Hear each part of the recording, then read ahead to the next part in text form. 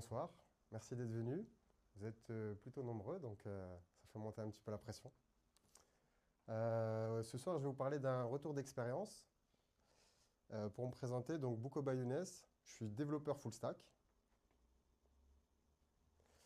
Et je suis aussi membre de la FUP, de l'équipe organisatrice.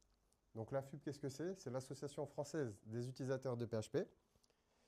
Notre rôle, c'est de promouvoir l'écosystème PHP localement. Et du coup, je fais la même annonce que Anne tout à l'heure. Si parmi vous, il y a des entreprises qui souhaiteraient... on est aussi à la recherche de speakers et de sponsors, donc n'hésitez pas.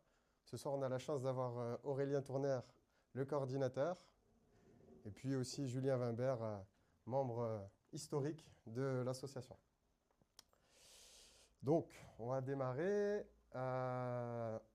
Cette histoire, elle démarre un soir sur Discord, comme beaucoup d'histoires d'ailleurs.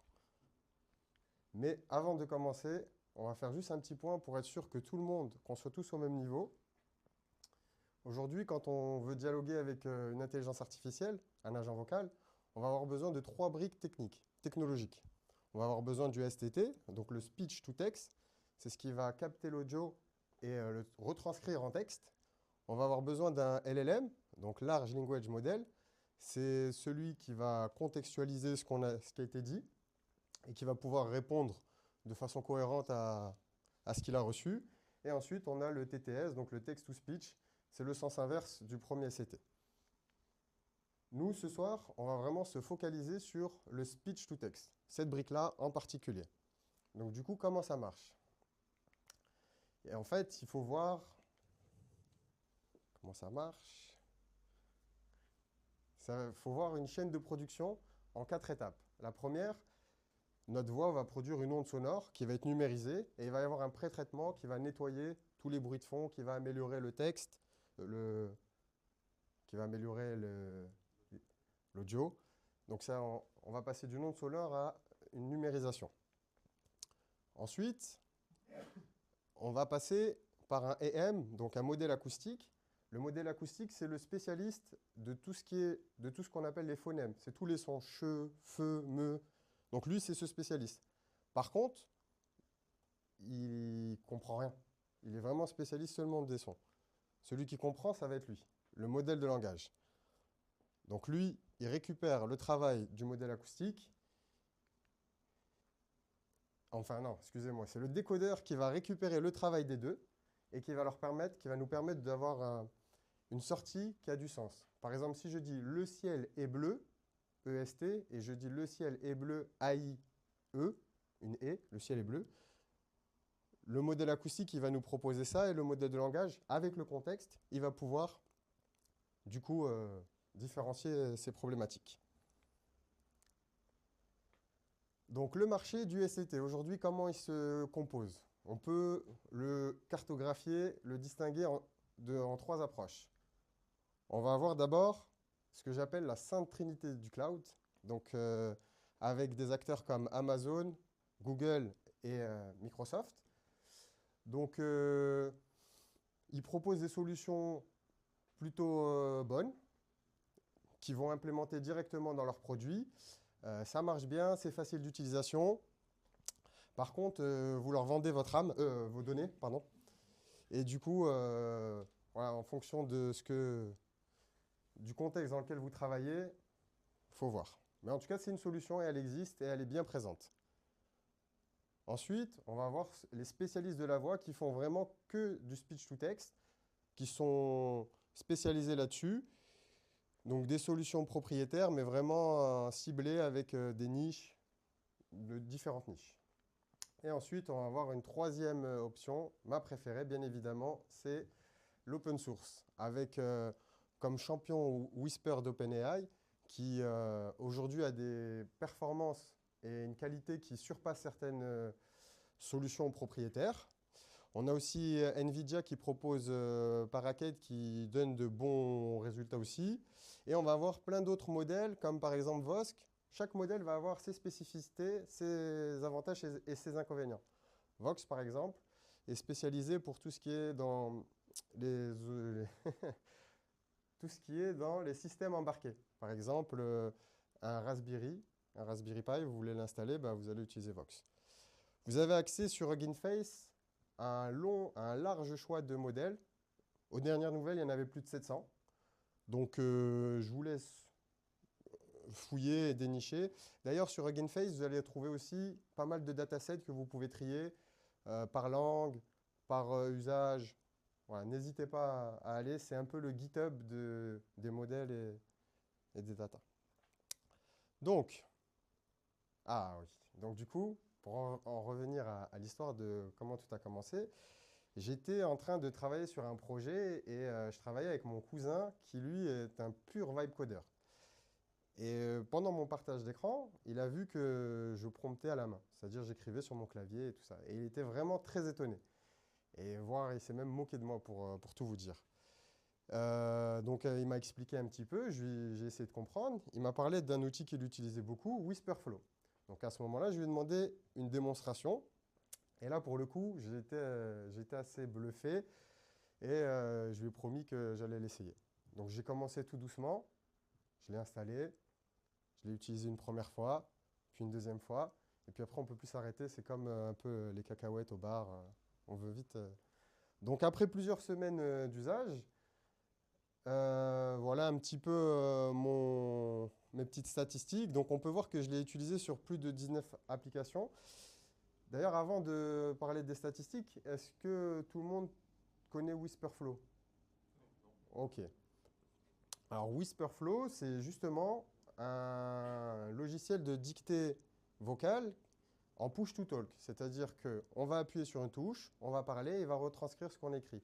Sauf qu'on va pouvoir l'utiliser sur toutes nos applications. À partir du moment où on a mis le focus, je suis dans une conversation Discord, j'appuie, je parle, ça écrit.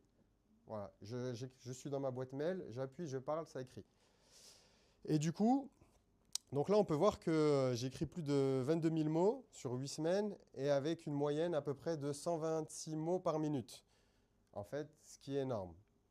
Car je me suis mesuré sur MonkeyType, sachant que je tape plutôt normalement, voire rapide, je suis à 37 mots par minute. Donc, le résultat, c'est que on gagne énormément en productivité, en qualité, et du coup, bah, c'est vraiment pas mal. Mais, parce qu'il y a toujours un mais, sauf que, c'était mieux sauf que. Du coup, bien évidemment, toutes les données, tout ce que je dis, ma voix, le texte qui est transcrit, est envoyé sur les serveurs aux États-Unis et sont utilisés je ne sais comment. Voilà, donc ça peut être compliqué aussi dans un cadre professionnel où on a des données critiques qu'on ne souhaite pas partager. Le modèle économique aussi, pour m'aider, j'ai utilisé la version gratuite qui me limitait à 2000 mots par semaine. Je les atteins assez rapidement et ils proposent de tête un abonnement à hauteur de 15 $ par mois. Bon, techniquement, pour le gain que ça apporte, c'est quelque chose qui est assez raisonnable, mais c'est une récurrence et il faut le notifier. Et un autre problème, c'est la dépendance qu'on appelle le vendor lock-in. C'est si demain je veux développer une solution et intégrer l'API de Whisperflow par exemple, et que je suis dépendant de leur solution, s'ils changent leur tarification, un peu comme les tarifs douaniers ou ce genre de choses, eh ben, je suis bloqué avec ce prestataire et on sait que dans le monde professionnel, on n'aime pas. Donc, à partir de là, qu'est-ce que j'ai fait? J'ai décidé de trouver une solution qui me permettait d'avoir ma propre solution et de ne plus être limité. J'avais des critères incontournables. Je ne l'ai pas mis, mais en fait, parce que je l'ai oublié, mais le premier critère, c'est à minima la même qualité que j'avais sur Whisperflow. Égal ou supérieur. Ensuite, j'avais besoin que ça soit déployé localement. Je voulais que tout ce qui transite reste sur ma machine et n'aille pas je ne sais où. Ensuite, bien évidemment, l'usage en illimité, gratuit, donc un modèle open source, et la possibilité de modifier le code pour pouvoir faire des petites modifications si le besoin est. Donc ça, c'était mes critères. Et vous avez vu, il y avait plus de 700 modèles. Donc à ce moment-là, j'ai trouvé mon champion, j'ai dénommé Qtile. Donc Qtile, qu'est-ce que c'est? C'est un laboratoire de recherche français Cocorico. Pour le coup, à but non lucratif, et c'est assez rare pour être souligné. Du coup, c'est un projet qui est assez solide quand on voit les investisseurs qui sont derrière. Donc, on a Xavier Niel, Rodolphe Saadé et Eric Schmid qui ont chacun déposé plus de 100 millions d'euros. Ils ont mis sur la table pour pouvoir permettre aux ingénieurs et aux chercheurs de développer une solution concurrentielle. Il faut savoir qu'aujourd'hui, QTI, c'est le laboratoire, c'est le plus grand labo européen en termes de puissance, du coup, depuis cette initiative.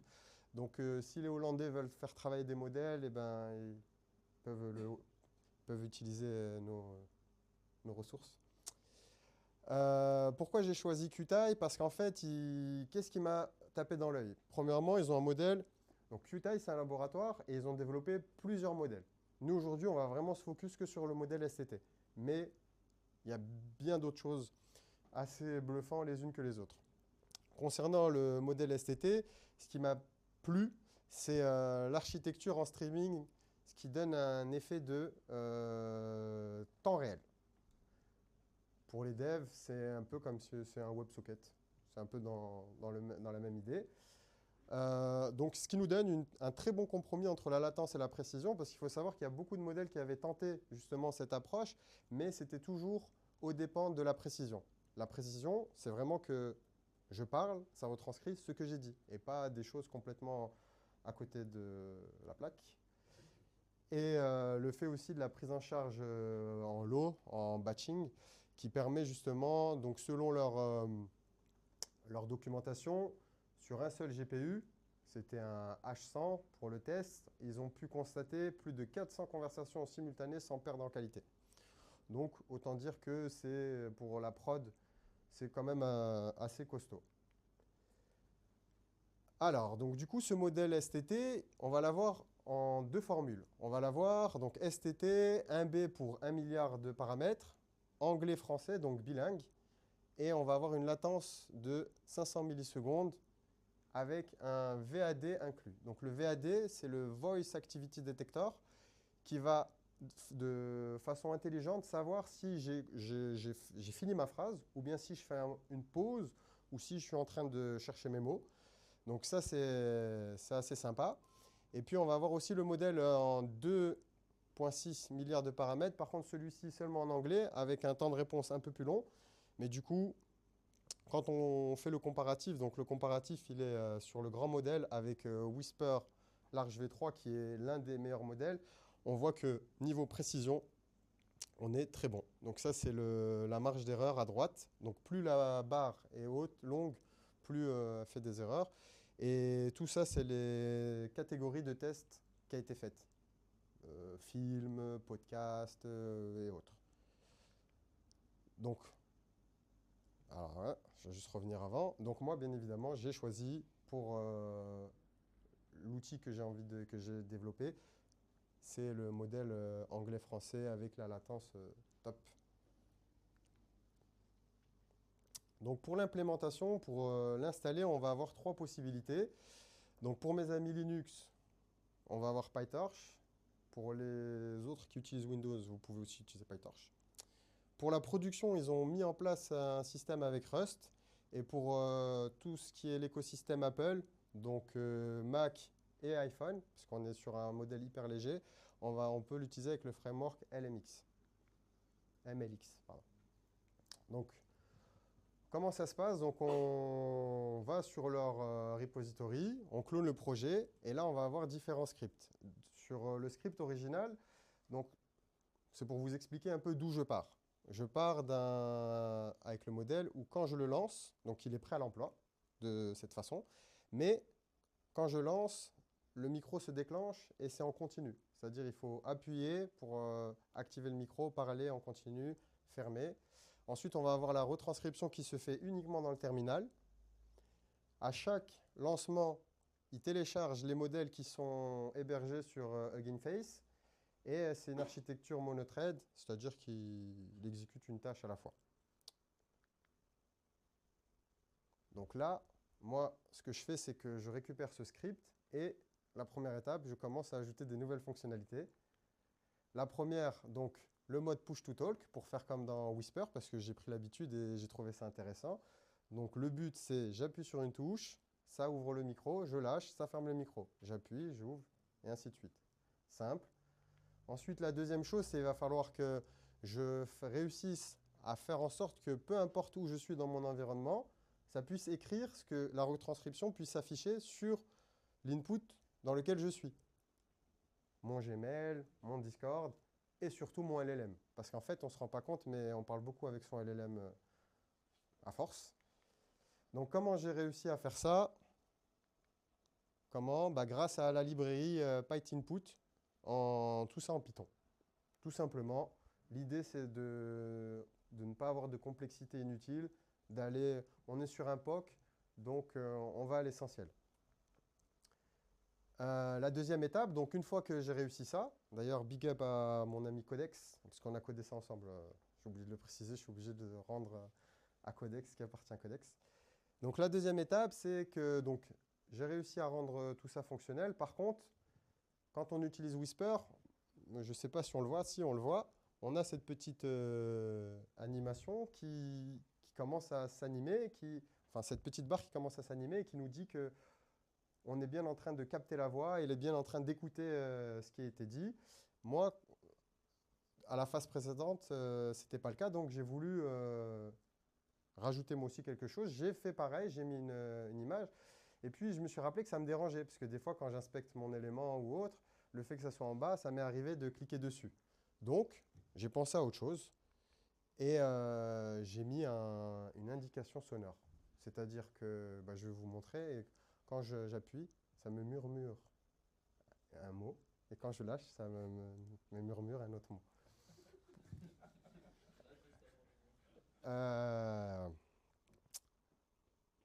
Voilà, du coup, on arrive pile poil pour la démo.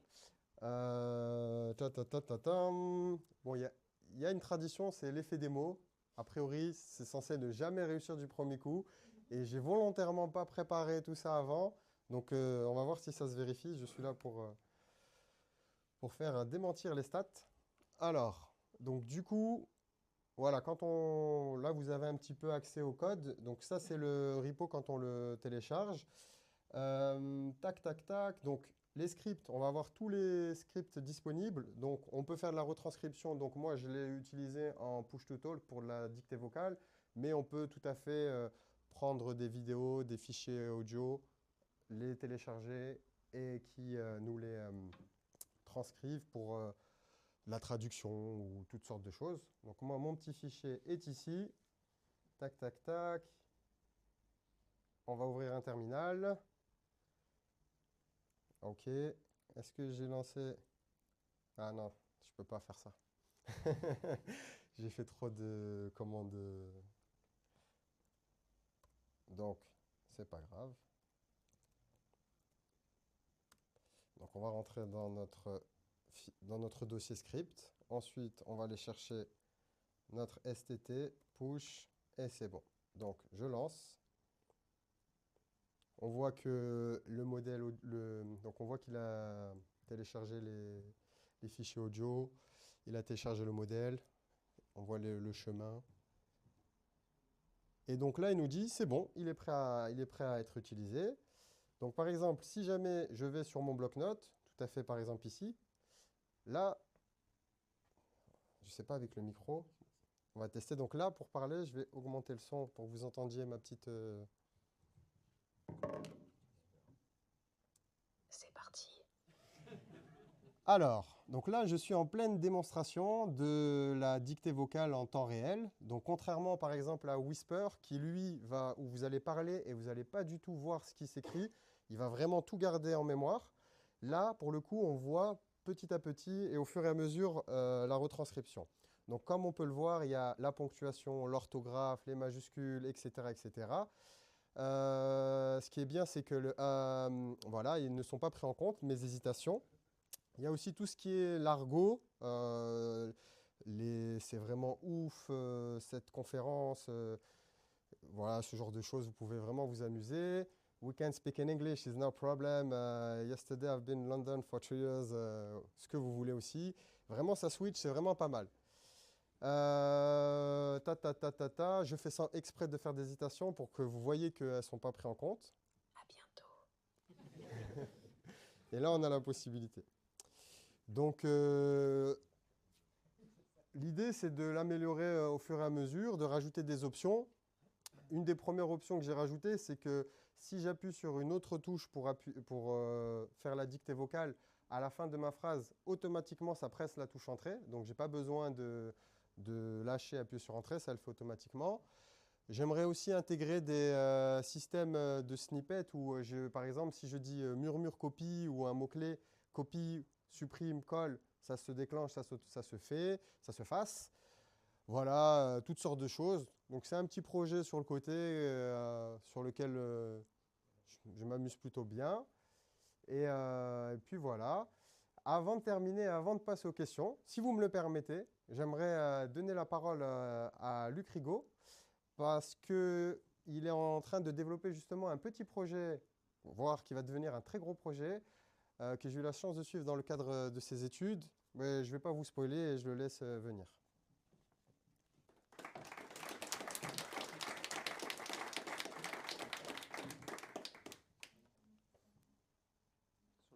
Ouais, sur le bas.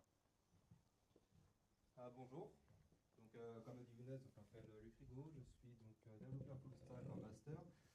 Nous sommes plusieurs sur ce projet et donc initialement c'est un projet école et on aimerait que derrière ça devienne un vrai projet. Donc je vous présente Maya, donc, qui est une intelligence artificielle donc, qui pourra répondre à des clients de conciergerie ou alors de propriétaires locataires. Donc pourquoi Maya? Parce que Maya, c'est notre majordome agent IA. Donc pourquoi Maya? Maya donc, est disponible 99,9% du temps pour vos clients. Elle peut résoudre les demandes en autonomie jusqu'à 80% et elle aura un accompagnement multiplateforme 24 h sur 24, 7 jours sur 7. Maya, c'est pas qu'une IA. Maya, elle va embarquer donc un dashboard qui va permettre de pouvoir suivre tous les agents que la personne possède, toutes les historiques de conversation, des extraits comment dire, des extraits de comment s'est passé les conversations en général, est-ce qu'il y a eu des blocages. S'il y a eu des blocages, ça va rediriger l'utilisateur donc, sur la conversation qui était bloquée et pourquoi ça a bloqué. On aura également donc, des informations sur le coût des agents ainsi que le nombre d'appels passés. Ça vous plaît? Je fais manuellement. Ah non, je me plante de touches. My bad.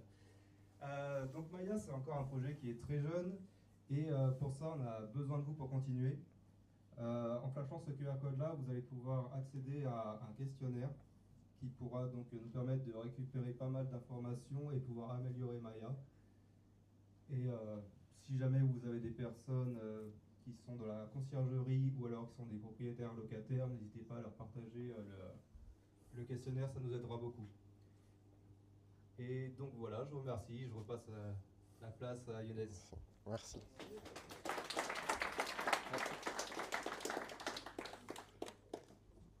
Ouais, je pense qu'on est au bon endroit pour l'immobilier, de ce que j'ai compris, Digit. On est au cœur même. Du coup, voilà, si vous avez des questions, n'hésitez pas. Et... Je commence par là, pardon. Ouais. Deux questions rapides. Ça ne fait pas la traduction en temps réel. Comment? Ça ne fait pas la traduction en temps réel, le français-anglais. Ça comprend ton anglais ou ton français. Mais oui. on peut lui demander de traduire en temps réel ce qu'on peut traduire. Alors du coup, on a la possibilité de traduire, mais du coup, c'est un autre modèle qui s'appelle Ibiki, et toujours de chez Qtile. Et d'ailleurs, il est très puissant. Hein, Luc, pendant la classe aussi de master, l'ont utilisé, l'ont éprouvé. Ils ont fait un prototype qui simulait une plateforme où on arrivait aux urgences et qu'on est un expatrié et qu'on voudrait s'exprimer et qui traduit en temps réel ce qui était dit. Là, pour le coup, c'est une retranscription, c'est une transcription. Et la traduction, c'est un autre modèle, mais qui fonctionne de la même façon en temps réel. Tu m'as dit le nom du modèle? Comment? Ibiki. H-I-Biki. Et pour les noms propres, il s'en sort bien? Bah, Moi, je trouve que oui, dans mon besoin. Après, comme je disais, ce qui était vraiment important pour moi, c'était la précision et j'ai pas senti de différence avec Whisperflow. D'accord. Donc, oui.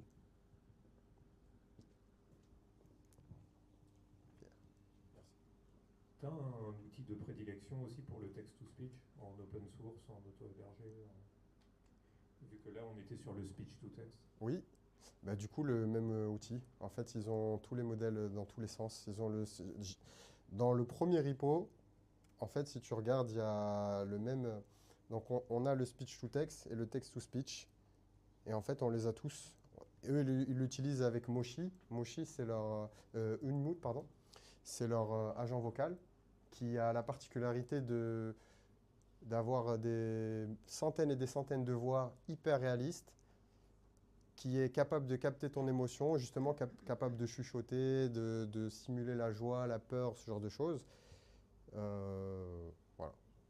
Donc, oui. Juste compléter sa question, c'est des modèles préentraînés où il faut encore les entraîner. Alors, du coup, ils sont déjà les modèles qu'on utilise. Donc, je ne sais pas si vous vous souvenez quand il y avait les deux choix. Donc ça, c'est des modèles qui sont déjà entraînés avec 1 milliard de paramètres. Et ce qui est bien, c'est que Qtile nous met à disposition du fine-tuning avec le système LoRa, donc Low, je ne sais plus comment, qui permet en fait, au lieu de réentraîner un modèle complet, on a notre modèle, on va juste entraîner un petit bout qui nous est propre à notre métier et on va pouvoir le brancher directement au modèle principal. Du coup, c'est mis à disposition, c'est documenté. Alors moi je suis devenu accro à la voix. Du coup je voulais voir, est-ce que tu as fait un fork, il est open source ton projet, est-ce qu'on peut le tester ou pas encore? Non, pour l'instant, pas encore, parce que C'est encore en phase bêta. voilà, c'est vraiment c'est un retour d'expérience, c'était pour tester. Après, bien sûr, s'il y a la possibilité d'en faire une application, le packager. J'ai vu beaucoup d'initiatives qui le font. En fait, tu vas trouver beaucoup de logiciels open source qui vont utiliser Whisper CCP. Mais pour Qtile, si tu veux celui-ci en temps réel, d'ici quelques semaines, quelques mois, je le partagerai à la communauté. Trop bien. Et j'ai une dernière question, si je peux. Bien sûr. J'ai vu que tu les as téléchargés super vite, ils font quelle taille sur 10? Parce que je sais que les modèles MB, généralement, c'est plutôt léger. Tout à fait. Mais là c'était quand même ultra speed. En fait, là, je l'ai déjà sur ma machine. Donc, le téléchargement, il m'a pris quelques minutes. Il me semble de tête, c'était 3 gigas. Peut-être 3-4 gigas. Un peu l'équivalent du Whisper large, je crois. Exactement. Et j'ai fait le test avec le moniteur pour voir les ressources que ça consomme. Franchement, il y a aussi l'avantage, j'ai oublié de le préciser, mais bien évidemment, ça fonctionne. Si j'ai pas de connexion Internet, ça va fonctionner tout à fait normalement. Il n'y a aucun problème. C'est vraiment, ça reste ici. Merci. Avec plaisir.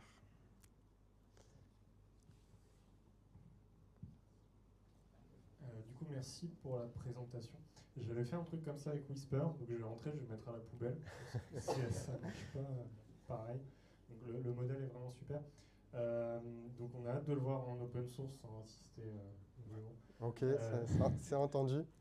Non, question, est-ce que ça change ta façon de parler en fait? Est-ce que tu montes en compétence, en capacité de parler? Parce que ça, par exemple, j'écris beaucoup d'articles et j'ai encore du mal à dicter un article. On voit que ce que tu dictais, c'était quand même assez oral. Est-ce que déjà tu gères, c'est des choses qui ont changé de ta façon de faire en fait aujourd'hui? Beaucoup.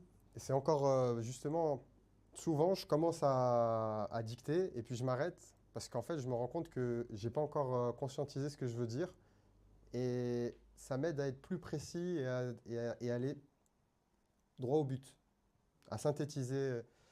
Voilà, et puis ça m'aide aussi à pas faire des fautes d'orthographe. Dans les Discord avec la FUP, des fois je mets des longs pavés et ils doivent se dire waouh, c'est bien écrit, la ponctuation et tout. Ben non, c'est mon outil. Mais oui, effectivement, je pense que à terme, à force, ça permet de mieux s'exprimer, en tout cas dans notre besoin. Ouais.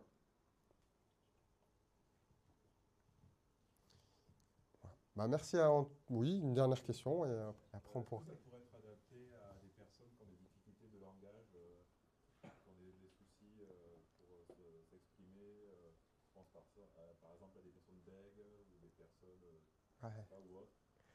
Alors justement, initialement, en tout cas moi dans mon esprit, ce genre d'outil était destiné aux personnes qui avaient justement plutôt des problèmes moteurs, qui ne pouvaient pas accéder facilement au clavier. Et du coup, le fait d'avoir une dictée vocale, c'était pratique. Et en gros, pour répondre à la question, là, en l'état actuel, je pense qu'il pourrait se débrouiller, mais ça ne serait pas satisfaisant. Pour que ça soit vraiment satisfaisant, il faudrait entraîner le modèle.